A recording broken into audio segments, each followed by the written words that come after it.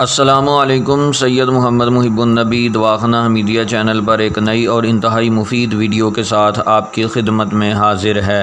اس video میں عطریفل کی تعریف اور صفوف عطریفل کو چرب کرنے کا طریقہ آپ کی خدمت میں پیش کیا جا رہا ہے۔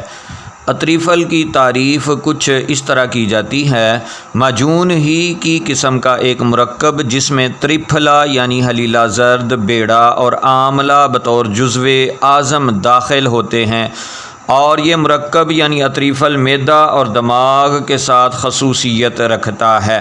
صفوف عطریفل کو ہمیشہ دیسی گھی یا بادام روغن سے چرب کرنے کے بعد ہی قوام میں داخل کیا جاتا ہے۔